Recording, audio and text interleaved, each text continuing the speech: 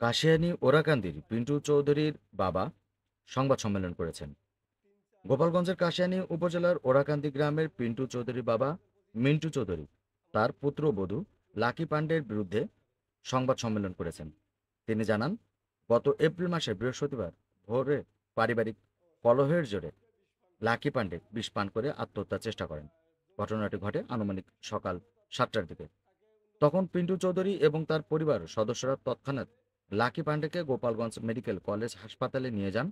এরপর 2 দিন পর উন্নত চিকিৎসার জন্য তাকে ঢাকা মেডিকেল কলেজ হাসপাতালে ভর্তি করা হয়।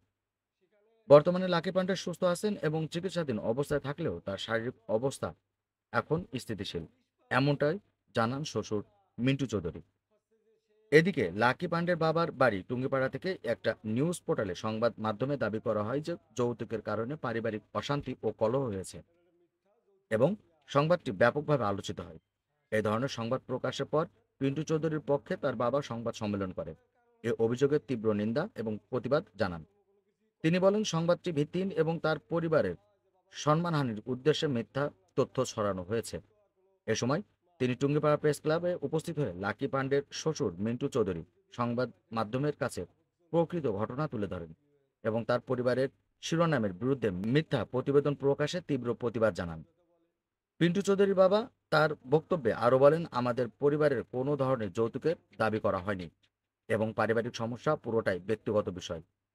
মিন্টু চৌধুরী বিজেপিতে চাকরি করেন। তার শ্বশুরবাড়ির প্রতি যৌতুকের কোনো লোভ তার মধ্যে নেই এবং স্বামী স্ত্রীর মধ্যে কোনো কলহ, মাঝে মধ্যে সংসারের কাজকর্ম নিয়ে শ্বশুর শাশুড়ির সঙ্গে সামান্য ফল ও সৃষ্টি হয়। একটি নিউজ পোর্টালের উদ্দেশ্যে ছিল আমাদের পরিবারের ভাবমূর্তি ক্ষুণ্ণ করা। তিনি সংবাদ সম্মেলনে সাংবাদিকদের কাছে তার আরও বিস্তারিত তুলে ধরেন এবং এই ধরনের মিথ্যা সংবাদ ছড়ানোর বিরুদ্ধে যথাযথ আইনগত ব্যবস্থা গ্রহণের জন্য প্রশাসনের প্রতি অনুরোধ জানান। শোষা ছেড়ার পরে কিছু সময় পরে আমার তখন 7:30 পৌনে 8টা বাজে বা 8টা বাজতে পারে আনুমানিক। এই টাইমে আমার এক ভাই বোন ধরে যে সংবাদ দিয়েছে তোর বেটারও বিষ খাইছে।